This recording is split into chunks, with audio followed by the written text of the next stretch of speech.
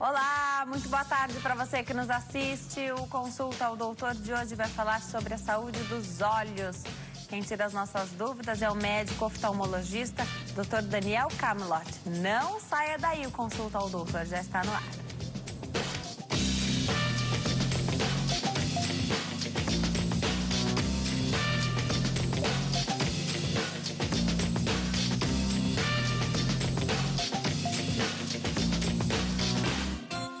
Olá, para você que nos assiste de qualquer parte do mundo, Consulta ao Doutor já está no ar. Hoje a gente fala sobre saúde dos olhos e como é que você tem cuidado dos seus olhos, da sua visão. Tem enxergado bem? Tem ido ao médico regularmente? Sabe da importância de fazer o diagnóstico precoce de muitas doenças, fazer os tratamentos e o quanto isso pode prejudicar? Você sabia que até o diabetes prejudica a visão? Dr. Daniel Camelot é o nosso convidado de hoje. Doutor, obrigada por ter vindo. É um prazer te receber aqui. Boa tarde, Denise. Mais uma vez, eu que agradeço aí ao convite.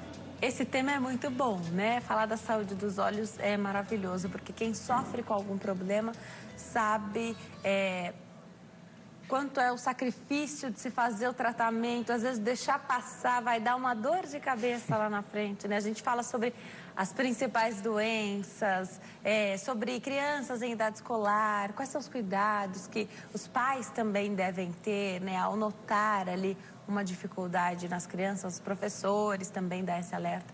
Já já a gente fala sobre isso. Aproveita para participar pelo telefone 0 operadora 11 3337 5886, 3337 5886, também pela nossa rede social favorita, que é o Facebook.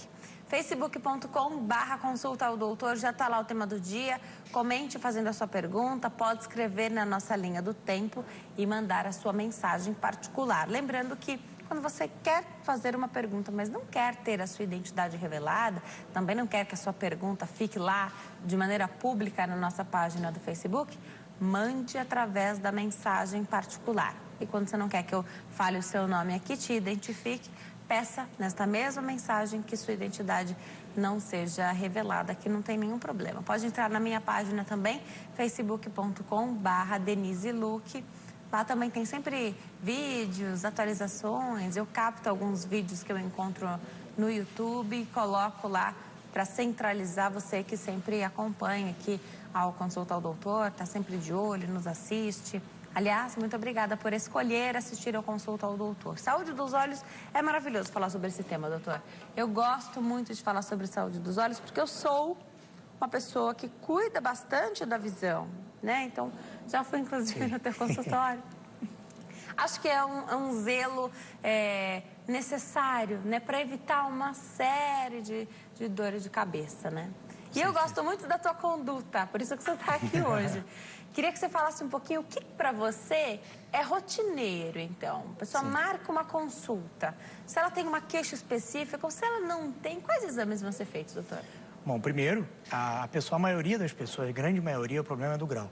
Só que o problema do olho não é apenas o grau. Existem várias doenças que não têm sintoma, que a gente só vai descobrir na consulta de rotina.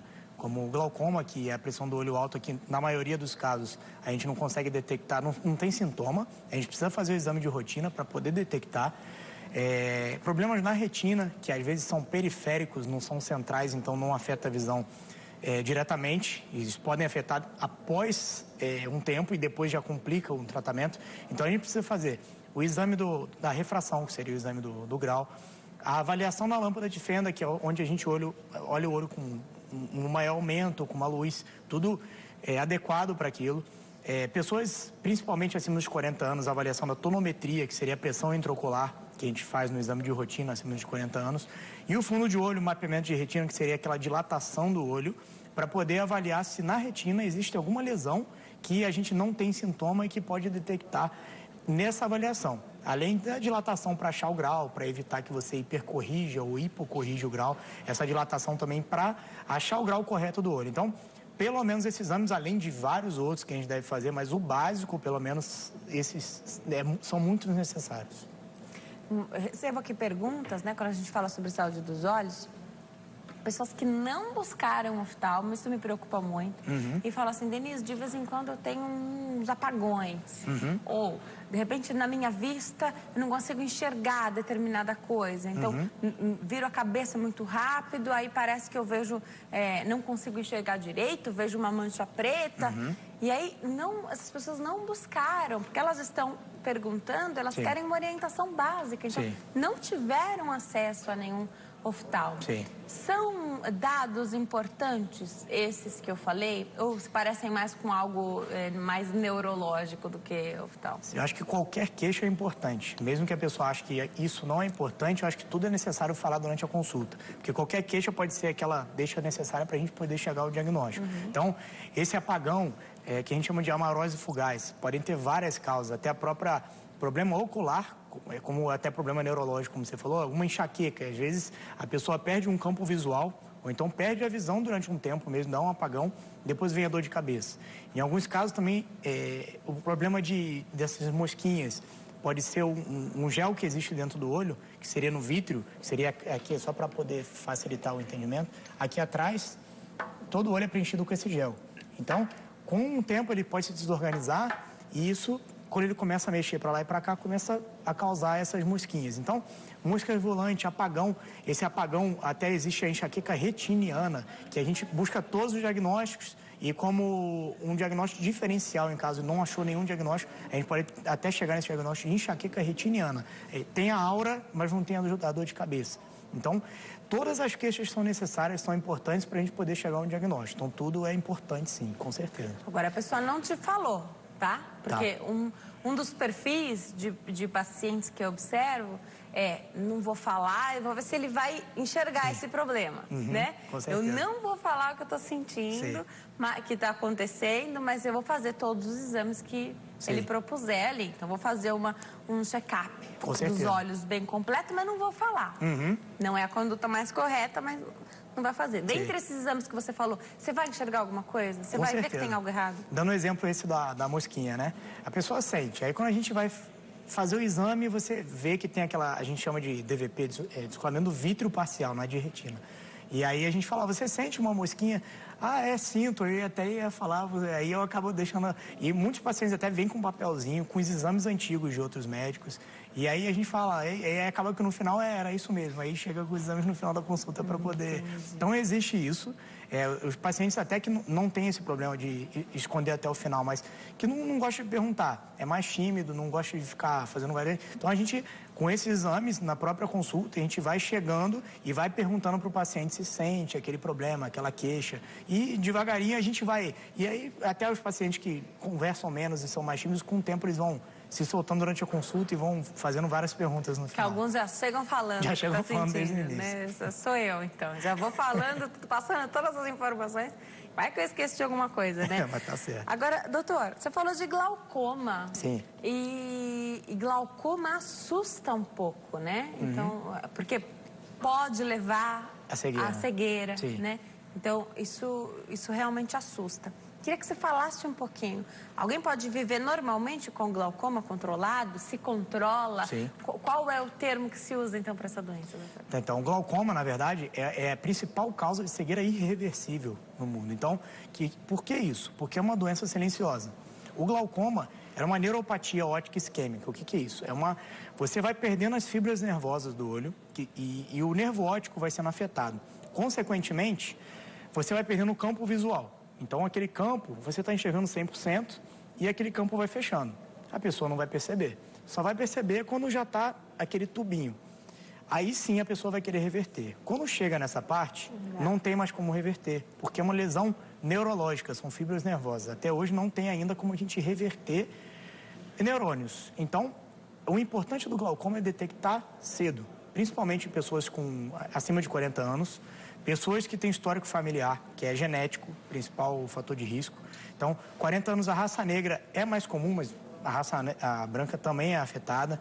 E principal de tudo é isso, a pressão do olho é um fator de risco para o glaucoma. Então, às vezes a pessoa tem a pressão do olho alta e não tem glaucoma, seria uma hipertensão ocular, ou então a pessoa pode ter o glaucoma de pressão normal. Então, É necessário que achar... pegadinha é o glaucoma de pressão normal, hein? Por isso que o glaucoma, muitas pessoas ficam na suspeita de glaucoma durante um tempo. A gente pede diversos exames para chegar ao diagnóstico. Porque não tem um exame que vai falar você tem glaucoma, só quando já está mais avançado.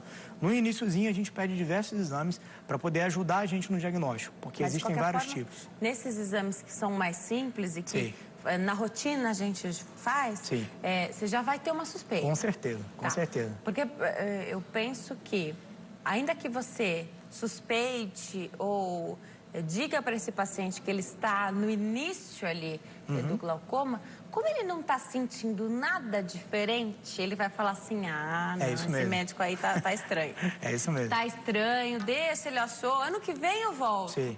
E muitos pacientes chegam assim, você vai usar esse colírio aqui. Mas o paciente não está sentindo nada. Aí ele chega na farmácia para comprar, é caro o colírio e tudo. Eu vou parar de usar, não estou fazendo diferença nenhuma e para de usar. Isso. Então, por isso, uma doença perigosa, silenciosa e que a gente tem que explicar muito bem para o paciente para ele não abandonar o tratamento durante o tratamento, porque depois é que ele vai ver o prejuízo e aí não vai ter mais como reverter. Quem tem glaucoma tem que usar, o medicamento é colírio, né? Sim. Tem que usar a vida inteira. A vida inteira, porque o glaucoma, na verdade, não tem um tratamento. Eu usei colírio durante um mês, não vai mais... Ele vai ter o glaucoma, porque o glaucoma, o que é isso? O glaucoma, a maioria das vezes, a pressão do olho aumenta. Aqui, nesse espaço entre a córnea e... que a gente chama de câmara anterior, essa câmara tem um líquido chamado humor aquoso. Ele é drenado, como se fosse um ralo, e ele é produzido. Então, ou ele está sendo muito produzido pelo corpo ciliar, ou ele está sendo drenado de uma maneira errada, ele está tendo prejuízo na drenagem. Então, esses colírios vão agir como? Ou diminuindo a produção, ou aumentando o escoamento, para evitar que esse líquido aumente a pressão do olho. Então, os colírios vão agir dessa forma.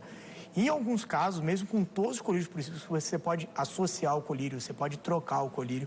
Às vezes a pessoa usa todos os hipotensores possíveis e não consegue diminuir a pressão. Então a gente indica cirurgia nesses casos. Seria o último caso, a gente indicaria a cirurgia.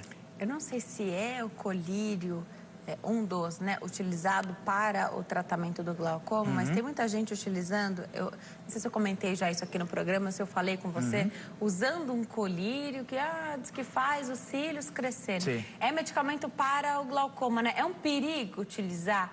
É um remédio que precisa da prescrição, é para uma doença séria, né, que é o glaucoma, que tem que ser seguido um tratamento seríssimo, contínuo.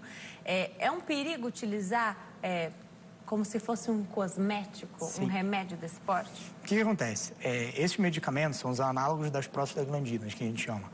Eles descobriram que esse medicamento, como efeito colateral, causava aumento dos cílios, pode acinzentar um pouco a cor da íris, então é castanho, verde, ele começa a ficar como se fosse desbotado e pode criar um olho mais vermelho, como se fosse uma reação inflamatória.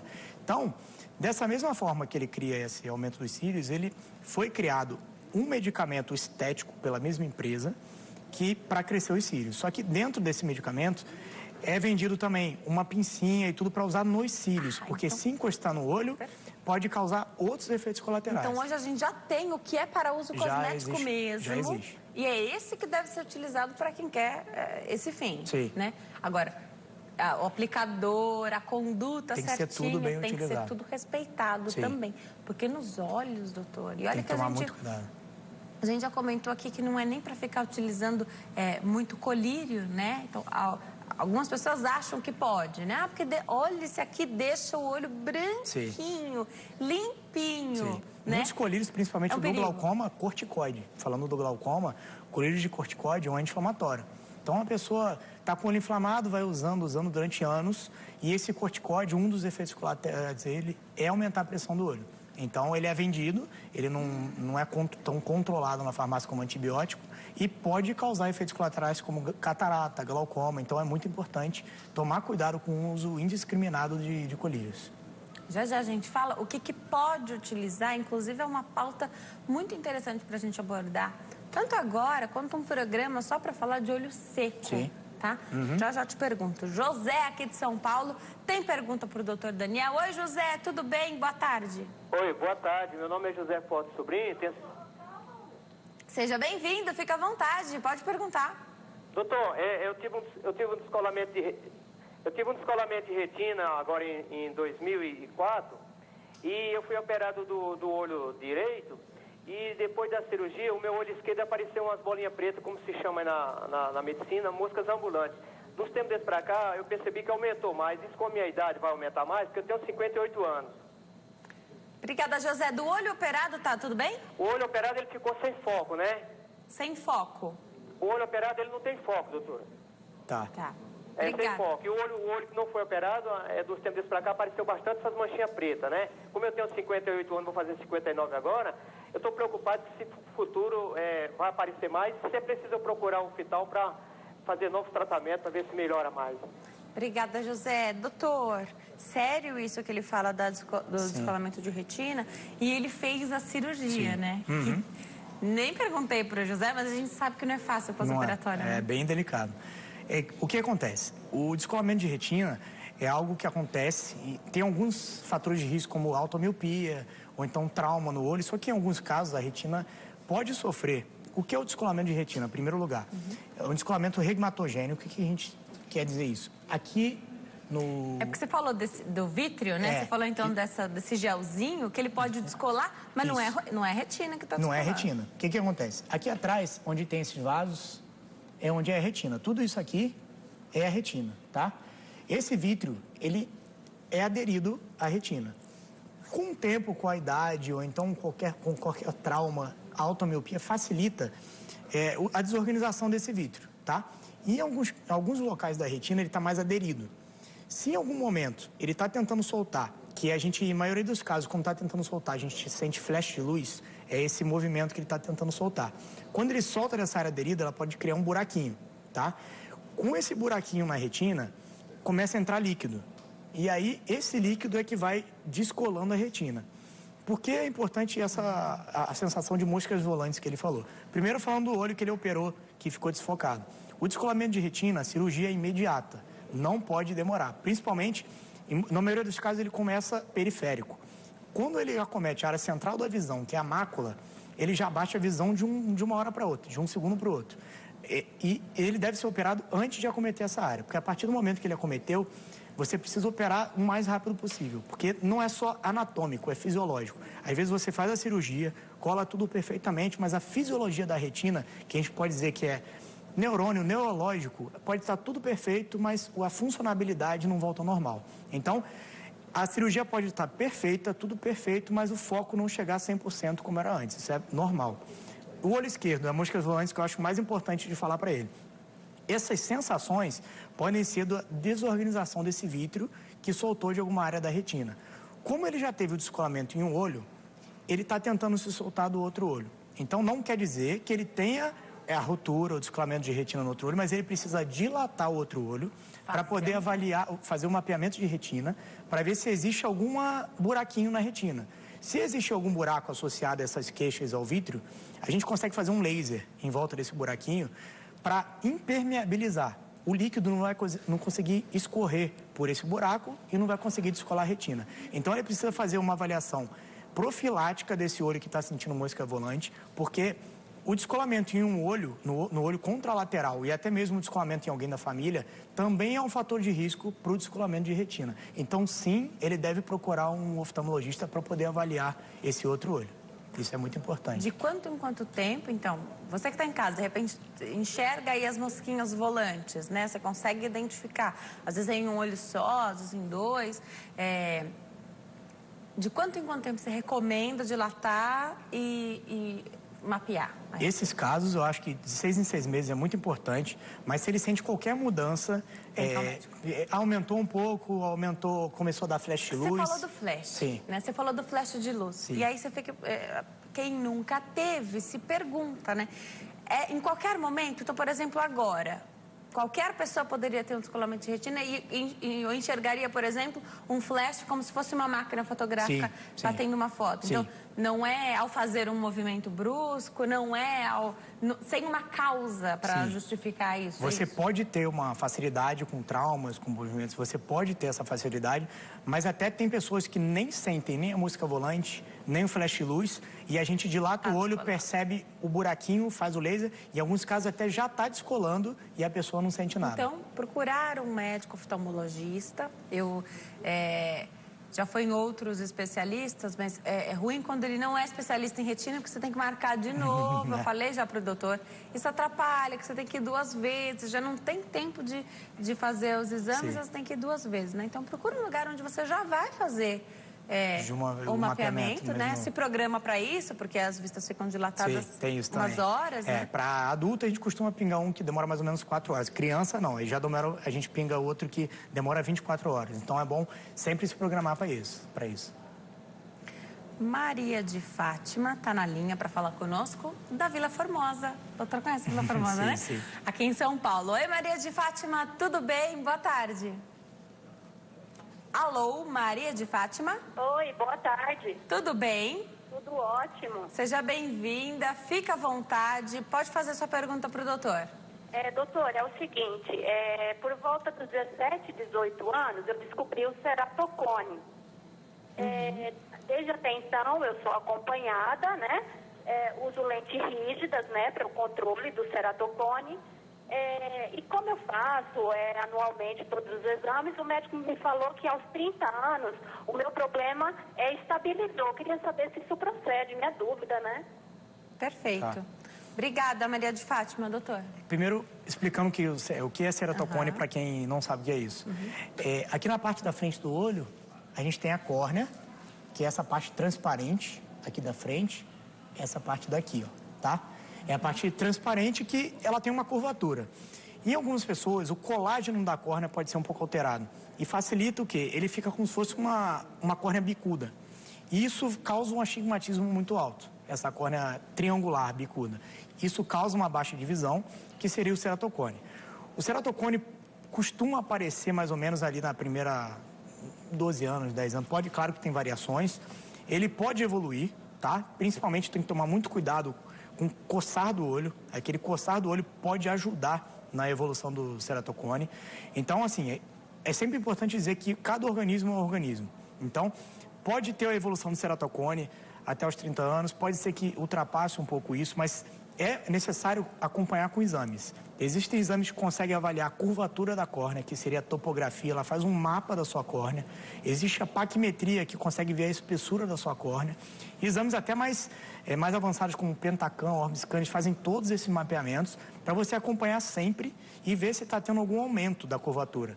Se você vê algum aumento, existem algumas técnicas hoje em dia que você consegue fazer uma mudança desse colágeno, que nesses casos a gente tenta fazer no início. Quando a gente vê que está tendo alguma evolução no início, que seria o cross-linking, que seria um medicamento que a gente pingaria um colírio e uma radiação para poder fazer ele ter o efeito, tá? Isso seria o cross-linking para tentar estabilizar.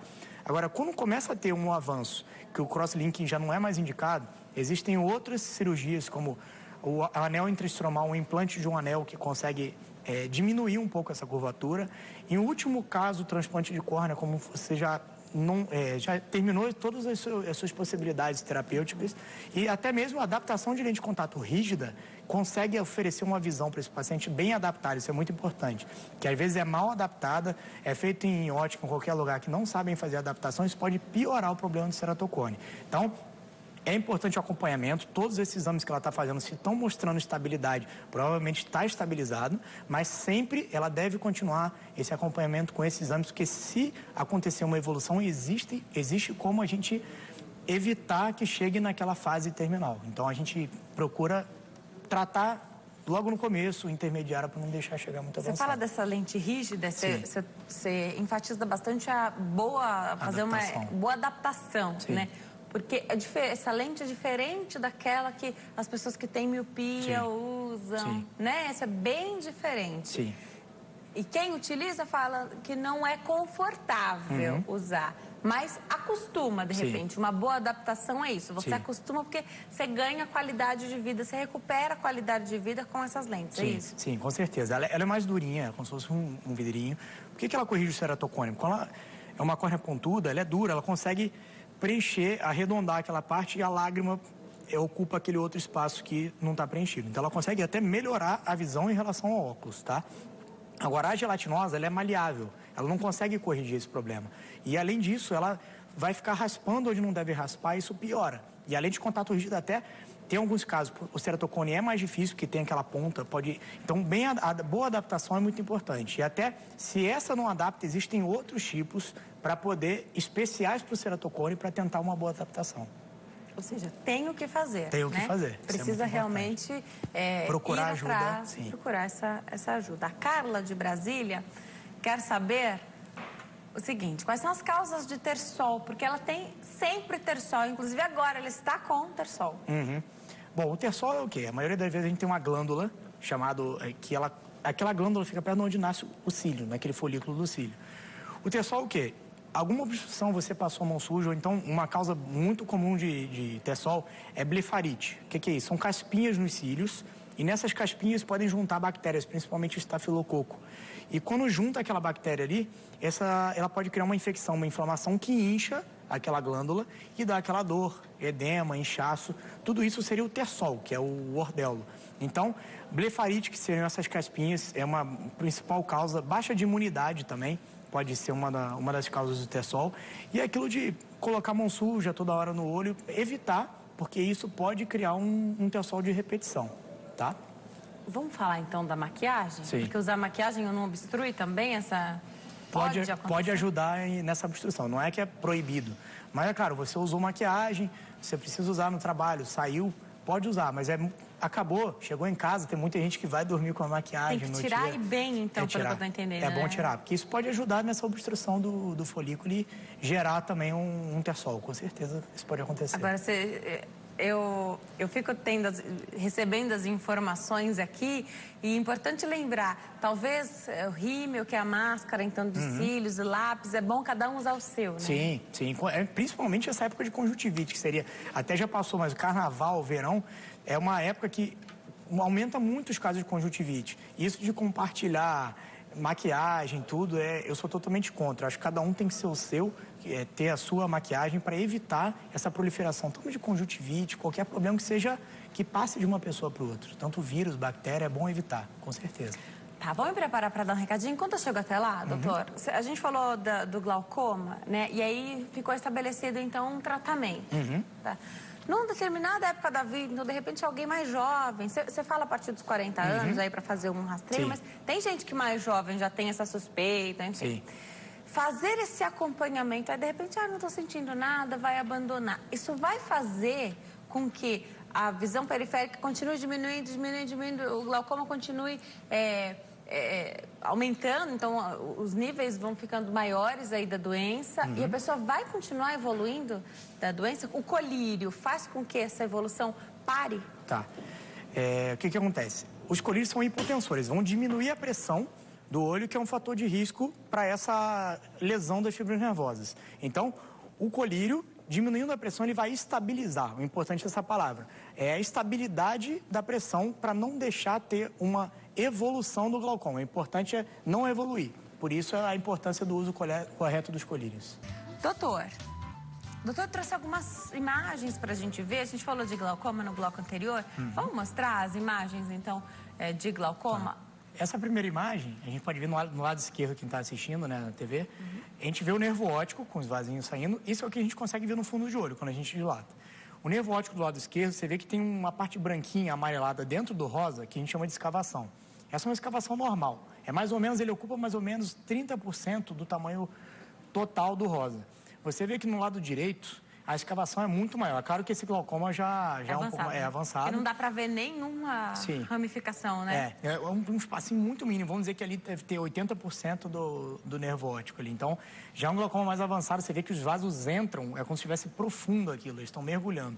Então, isso é bem o que acontece na escavação no nervo óptico no glaucoma, que a gente consegue enxergar no exame de rotina. Sem a pessoa sentir nada, em muitos casos. Então, isso é que é ruim, né, Isso doutor? é muito ruim. Porque Esse é o quando mais a pessoa percebe... E olha que as pessoas reclamam mais das moscas volantes, que na maioria dos casos não é absolutamente nada e não vai dar em nada. Sim. E não reclamam nada de glaucoma. Por quê? Não sente, não tem sintoma, né? Isso é perigoso. E eu já perguntei para o doutor, e já perguntei para outros especialistas, mas será que não percebe mesmo? É alguém que está muito desencanado aí da visão. Não dá para perceber. A não sei se estiver muito no início, não percebe mesmo. A não ser que seja um glaucoma de ângulo fechado. Que aí fecha o ângulo de uma hora para outra, dá uma dor insuportável, aí sim. Mas a maioria dos casos é o glaucoma de ângulo aberto, que não tem sintoma. Isso que é o perigo. E aí a pessoa vai perdendo essa visão. E a gente sabe que o importante é ter a visão periférica, né? Com certeza. Ela vai se batendo em casa, pode haver um relato assim, doutor, cheguei aqui porque meu marido ou minha esposa disse que eu não estou enxergando direito, porque eu vivo me batendo, mas eu estou enxergando, tá ótimo. Sim. Aí você vai olhar e tem um início lá. Pode muito haver esse relato, porque os pacientes, a mãe, o irmão fala... ela anda e as cadeiras que estão no meio, elas esbarram em tudo, na mesa. Então, esse caso, quando o campo visual já está bem afetado, esbarra mesmo. Ela anda, pode esbarrar em tudo. Outra doença também que seria na retina que causa isso seria a retinose pigmentar, que afeta o campo visual também. O primeiro sintoma é o defeito no campo visual, a dificuldade visual um pouco mais no escuro. Então, é outra doença que também causa perda no campo visual. Então, por isso que eu digo, qualquer sintoma tem que ser relatado na consulta. E esse aí você também consegue ver nesses exames de rotina que a gente está falando? Consegue, principalmente no fundo do olho. Mesmo que a pessoa não tenha esse relato ainda, a gente consegue ver. E isso é muito importante, que é uma doença também genética. Então, o aconselhamento genético para, na hora de, vou ter filho e eu tenho retinose, meu marido não tem. Então, isso é muito importante a avaliação, principalmente pelo aconselhamento genético também. Tem mais imagens de glaucoma? Era glaucoma esse? Tem mais algumas, se quiser. Colocar. Isso é a gente mostrando que o aumento da pressão, a gente vê, quanto mais aumenta a pressão, as fibras nervosas lá do fundo do olho, do nervo óptico, vão sendo afetadas e vão causando essa perda do campo visual, né? Tá. Acho que a próxima também mostra... Essa é como a gente mede a pressão intraocular. Esse aí é o tonômetro. Não dói nada, tá tudo bem. A gente pinga um colírio anestésico, um pouquinho amarelinho, você pode ver que ali embaixo tem um pouquinho amarelo. E chegando perto, aí a próxima imagem eu acho que consegue ver como fica a imagem pro médico. Ó. Tá vendo? Esses semicírculos. É isso que você enxerga, É isso que eu enxergo. Os semicírculos, eles começam separados um do outro. Quando a gente roda um círculo que tem do lado, eles vão se juntando. E quando se juntam dessa forma, é a pressão da pessoa. A gente olha do lado, aparece um númerozinho pra gente, que pode ir de 10 até 60. Na verdade, aparece lá 1 a 6, que a gente multiplica por 10, fica de 10 a 60. E aí sim, a gente vê afere a pressão da pessoa, que seria mais ou menos isso. O médico vê isso daí. E quando a pressão está normal? Você falou que tem também glaucoma de pressão normal. Esses casos são bem... A gente tem que avaliar bem, pedir outros exames, porque a pessoa começa a ter problema no campo visual e em alguns casos a gente pede o OCT, que ele consegue aferir as fibras nervosas antes que dê a lesão no campo visual. Que para aparecer a lesão no campo visual, a pessoa tem que ter mais ou menos 40% das fibras nervosas já acometidas. Então, antes que dê essa lesão, a gente tem outros exames que conseguem detectar antes que cause esse problema. Agora, para a gente saber o que é o acometimento da visão periférica, tem essa imagem aí, né, doutor? É isso ou não? Essa é uma outra doença? Isso mesmo. Ó. A gente vê que no início, uma visão normal no lado esquerdo, no meio, a pessoa está enxergando 100% central, mas já começa a ter esse acometimento periférico. E ali no lado direito é a doença já bem avançada, como se fosse a pessoa enxergando por um canudinho, ali, com certeza, no último quadro ela já sabe. Aí ela já mas ainda o do meio, difícil também, né, doutor? É difícil. Porque a gente se acostuma, né? Eu falo que a gente se acostuma até com o que não deve. Porque é muito progressivo, é muito devagar, então a pessoa vai se acostumando mesmo com isso. Então... Se for, é que hoje é mais difícil, né? Mas, por exemplo, um jogador de basquete eu perceberia mais rápido. Sim, porque o que ele faz no dia a dia, ele vai perceber. Utilizando a visão até quem dirige é motorista. Perfeito. Ele precisa olhar no espelho. Talvez ficasse mais fácil ele consegue perceber mais fácil. Mas se ficar, quem trabalha em escritório, só mexe no computador, está sempre frente. Foco central, né? Então é bem mais difícil de perceber. Colocar então mais imagens. Você trouxe imagens também de... Se vocês quiserem ver, tem de catarata, se vocês quiserem falar. Vamos falar de catarata, então? Primeiro o doutor vai explicar pra gente. Catarata a gente conhece, né? Sim. Porque todo mundo conhece alguém que já operou catarata. Sim. Mas é mais comum na terceira idade. pode acontecer também com pessoas mais jovens? Pode acontecer com pessoas mais jovens. Existe a catarata até congênita, que é a criança nasce com a catarata, doenças como sífilis, rubéola, que passa da mãe para o filho, já pode nascer com catarata congênita. E essa cirurgia deve ser feita o mais rápido possível, principalmente se for de um olho só, porque a criança não vai desenvolver a visão. E mesmo que opere no futuro, ela não vai voltar ao normal. Então, o que seria catarata? Primeiro explicando, seria uma lente, que a gente chama de cristalino, que está na parte intermediária do olho. Então, essa lente, com o tempo, vai opacificando, vai ficando suja. E a forma da gente poder limpar essa lente é tirando essa lente e colocando uma nova no lugar. Então, vai ficando meio turvo. Vai ficando turvo, vai embaçando a visão aos poucos também. Você falou que pode acontecer em um olho. Pode acontecer em um olho. A congênita, ou então causada pelo trauma, ou então até mesmo corticóide, como eu falei, costuma ser mais assimétrica, mas se for pela idade senil, é mais simétrica. Às vezes uma tá pior que a outra, mas tem nas duas. Sempre a gente consegue achar na outra também. Perigo é que o nosso corpo também vai se acostumando. Sim, né? A gente vê que, principalmente quando operou um olho, o outro olho a pessoa, tô enxergando tudo aí. Aí quando a gente vai cobrir um olho, a pessoa vai ver o outro, nossa, tá ruim mesmo. A minha visão ficou bem ruim. Então, a gente vê, agora esse olho aqui tá começando a ficar ruim também. Tá, aquela primeira, então, a imagem que a gente mostrou, vamos colocar ela de novo, que é da cirurgia, né, doutor? Sim. E tem muitas pessoas que têm medo da cirurgia de catarata. Não quero fazer porque tem muito risco. Toda cirurgia tem risco. Sim. Mas hoje evoluiu bastante, né, Evoluiu doutor? bastante. A gente sempre Explica diz... pra gente aí. Toda cirurgia tem risco, como a gente fala. É claro que a gente tem que tomar todos os cuidados possíveis. Toda asepsia, procurar um bom profissional. Aquela limpeza antes da cirurgia. O uso correto dos colírios no pós-operatório. Então, como é feita a cirurgia hoje em dia, a maioria, eu sempre digo a maioria que tem casos mais complicados, secundários à inflamação, mas a maioria dos casos são feitos com anestesia tópica, com colírio, anestésico tópico. A tecnologia cada vez é mais avançada. Então, o que a gente faz? A catarata que seria nessa parte, a gente vê ali na parte 2, a gente vê uma caneta, que essa caneta que é mais grossa, ela consegue quebrar o cristalino que está como se fosse uma britadeirazinha e aspirar. Então, ele consegue tirar aquilo dali.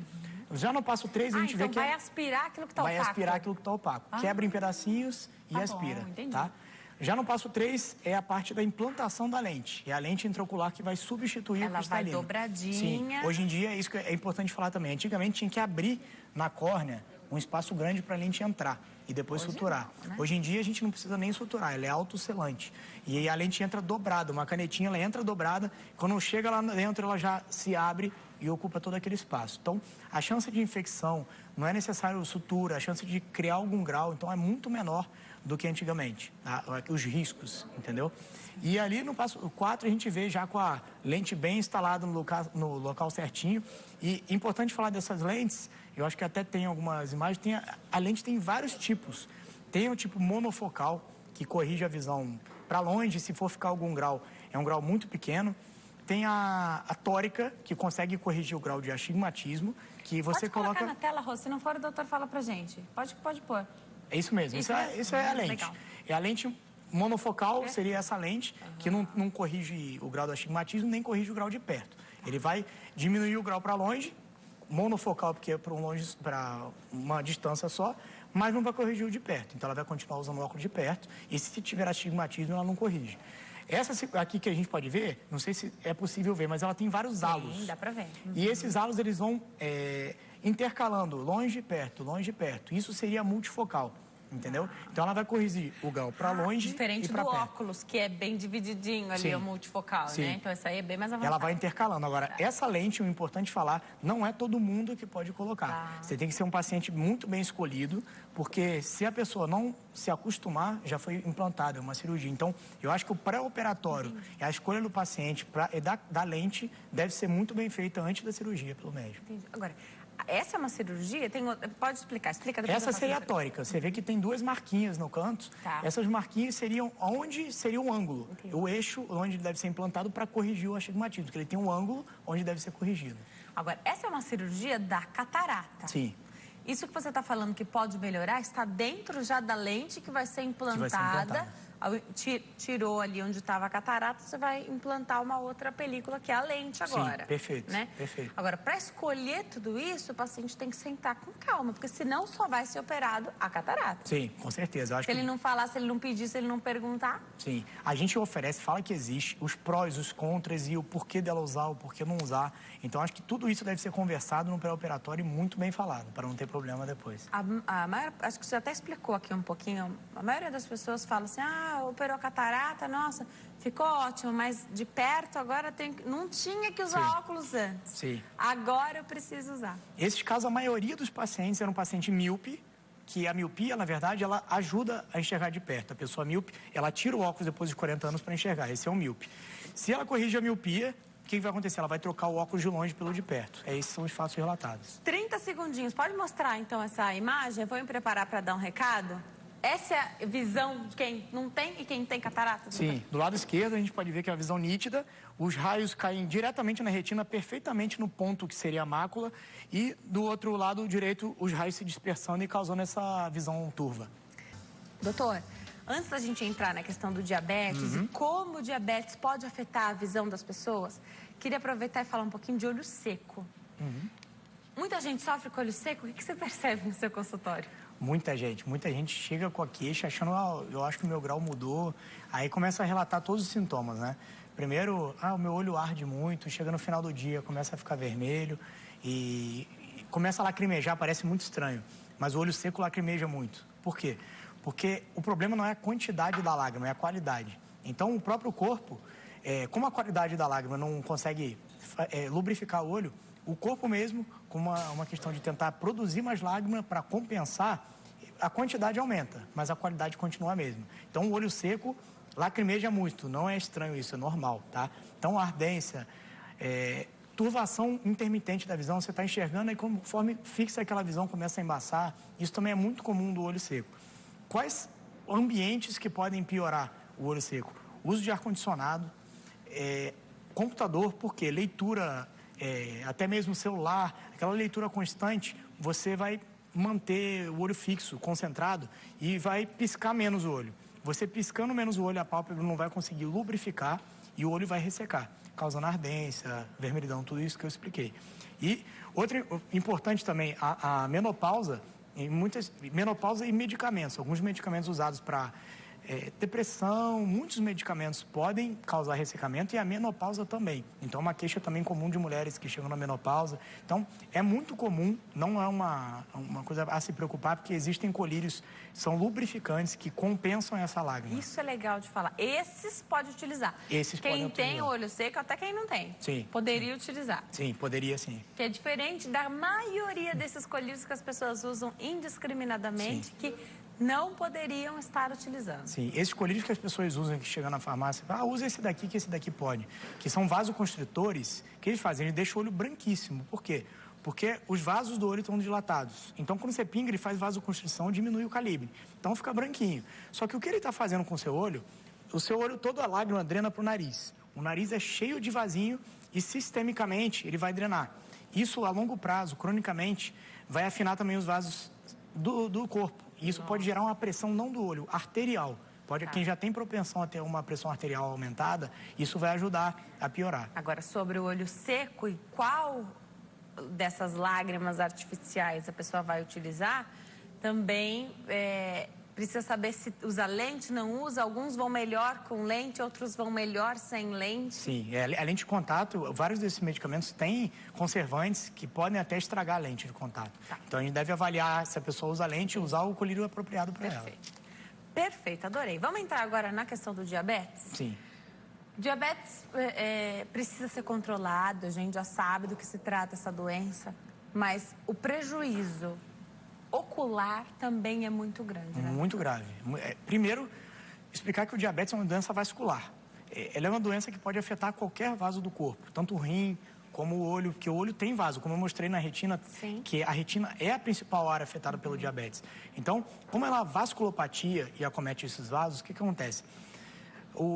A vascularização da retina, com o tempo, em primeiro lugar, o que ele pode causar é um vazamento vamos dizer assim, do líquido que existe dentro do vaso.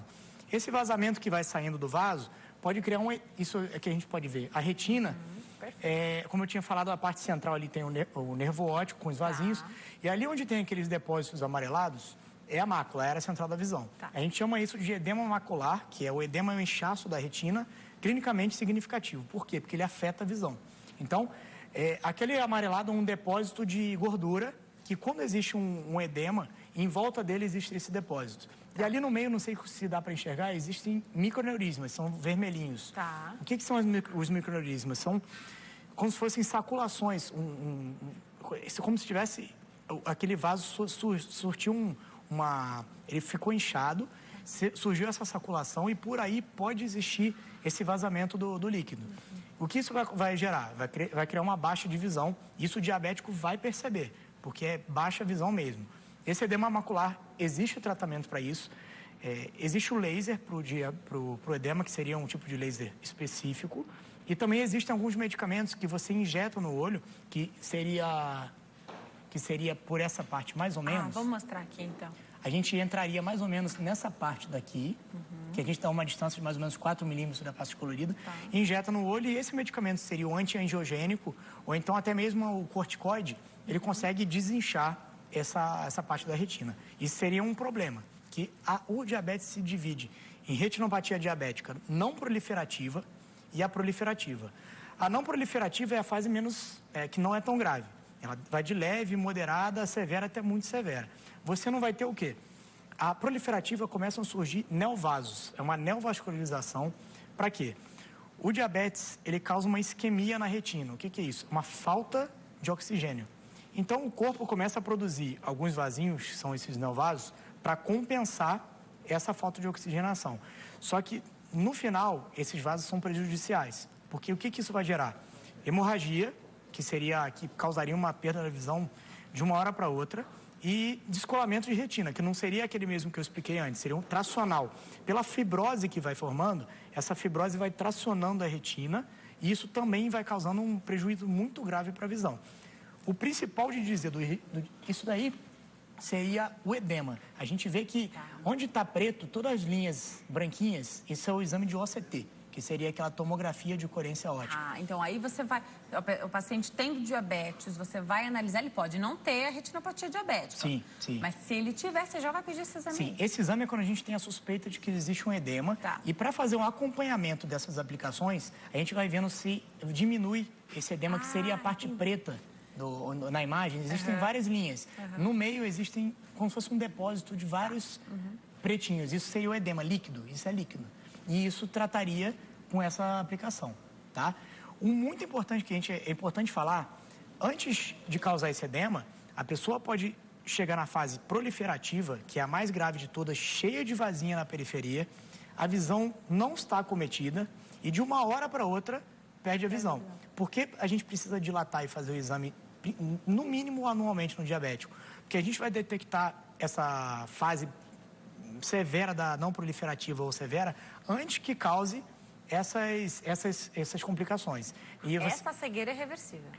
Se você fizer cedo, precocemente, é reversível. Quando já chega na fase proliferativa com descolamento, hemorragia, já precisa ir para a cirurgia. Só que essa cirurgia é muito delicada, não dá para a gente prometer o quanto vai melhorar a visão do paciente, porque já existe o quê? Uma isquemia. A falta de oxigenação não é reversível. Então, às vezes também, como eu falei, descolamento de retina, você cola a retina, mas a fisiologia, a funcionabilidade não volta ao normal. Tem uma última imagem para mostrar? Isso seria a tração, que eu expliquei, a fibrose. Perfeito. Essa fibrose, quando já é formada, não adianta a gente fazer a aplicação. Quando já está formada a fibrose, a aplicação não vai resolver. Não vai adiantar. Aí já vai para a cirurgia, que seria a vitrectomia. Mas é melhor do que quando já está na fase Essa já é a proliferativa. Porque esses vasinhos, que são os neovasos, tracionam a retina e formam essa fibrose. Entendi. Por isso que o diabético tem que acompanhar com todos os especialistas ali da questão do diabetes, e um deles é o oftalmo. Perfeito. foi perfeita a colocação, porque antes de passar no oftalmologista, antes de qualquer tratamento, a gente pergunta, você passa com seu endocrinologista, nutricionista e tá tudo controlado? Não tá. Não adianta fazer nenhum tratamento se o diabetes não estiver controlado. Tem que ser associado. Entendi. Então, entendeu? é realmente um trabalho em conjunto. Em conjunto, perfeito. Porque, ele tá com diabetes descontrolado, mas aí agora ele quer tratar a visão. Aí você vai tratar, vai voltar e não vai ser em vão esse tratamento. Então, precisa ser paralelo, é um trabalho conjunto. Tá. Agora, uma vez por ano é suficiente? Depende. Porque o diabetes, ele pode... quem não tem ali uma vida mais regradinha, uma alimentação mais regrada, não utiliza da maneira correta, a insulina se precisar... Tem uma oscilação muito grande, Sim. né? E às vezes até o relato de quem tem diabetes é assim, às vezes.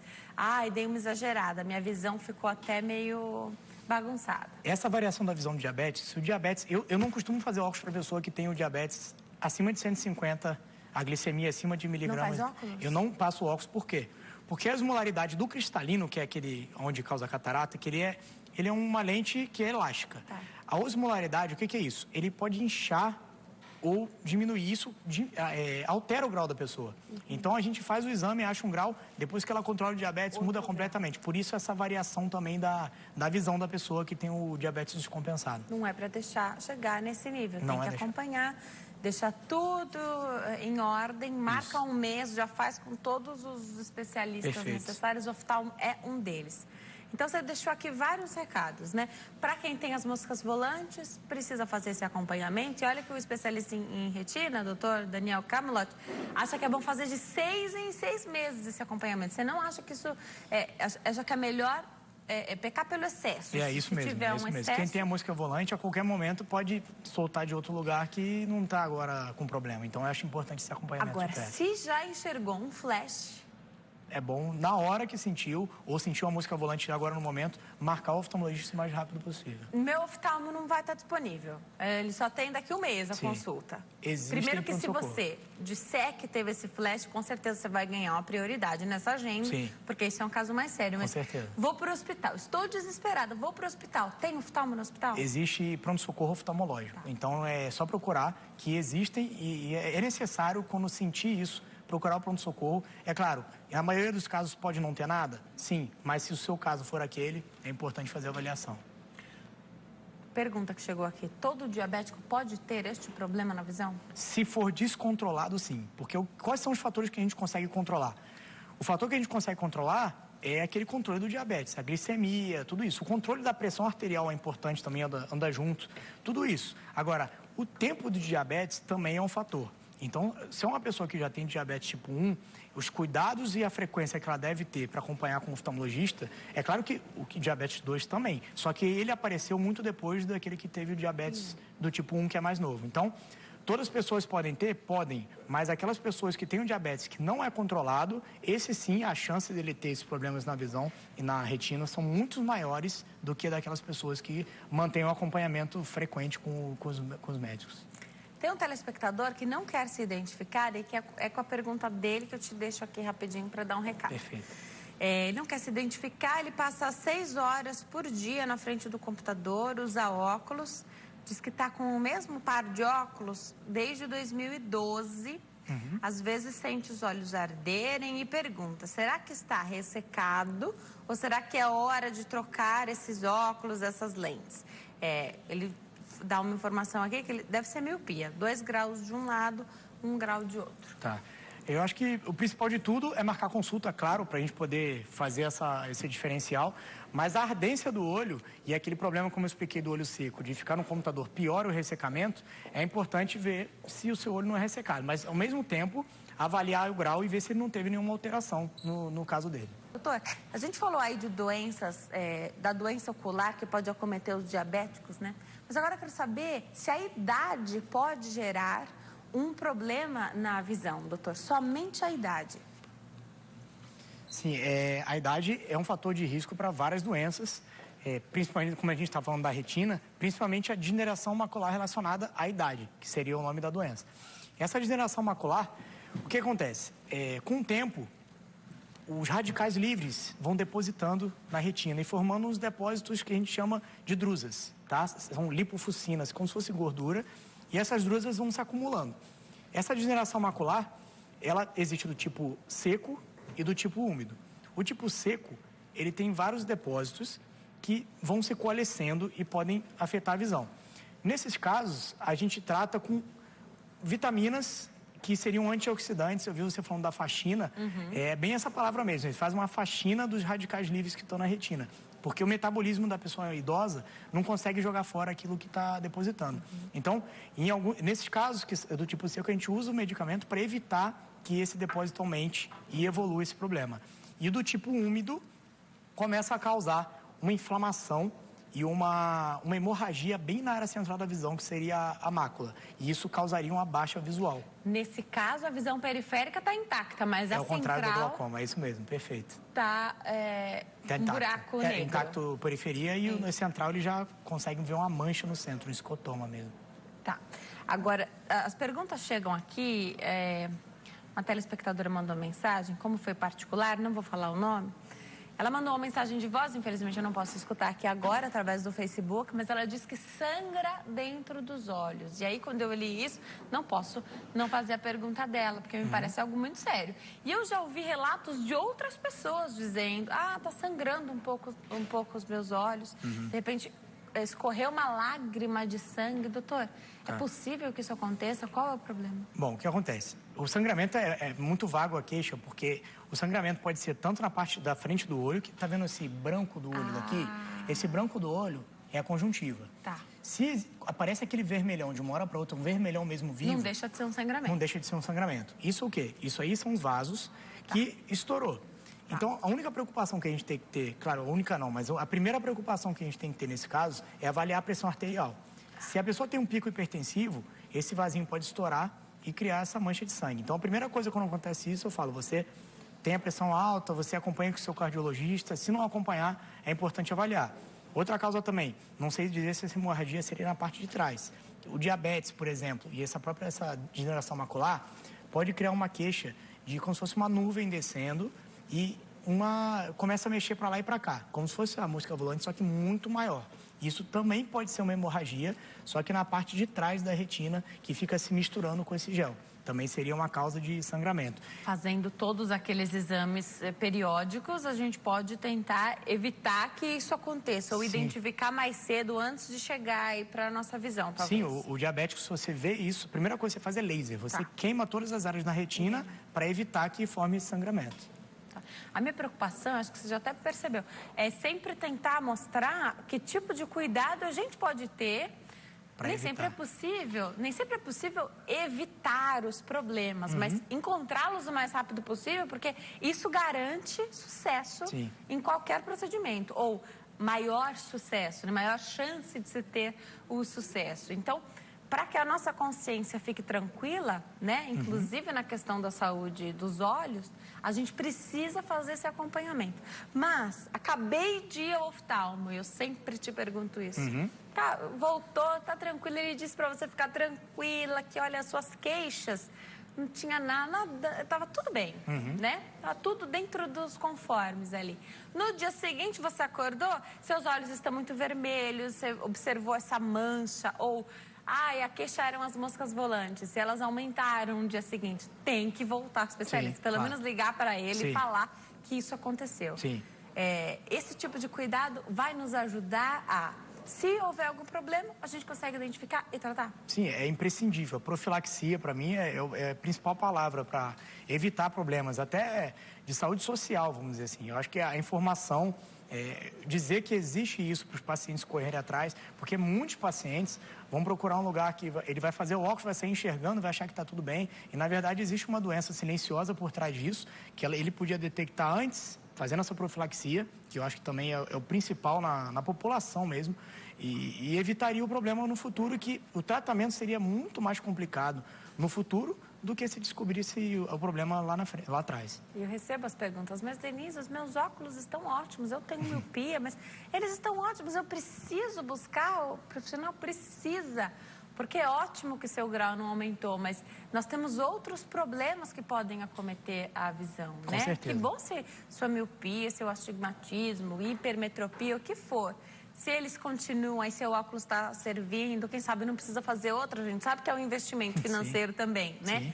Mas outros motivos nos levam ao oftalmo. E aí eu sempre falo isso também.